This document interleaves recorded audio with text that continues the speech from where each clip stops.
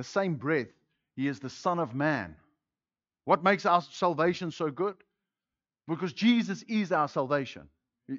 There's nothing else. Jesus is our salvation. What makes him so good? He's also the Son of Man. Now, a lot of people say that there's no man in heaven. Jesus in heaven is not a man. Jesus in heaven is in a body and he's a man. He's up in heaven. He's alive. His body is alive.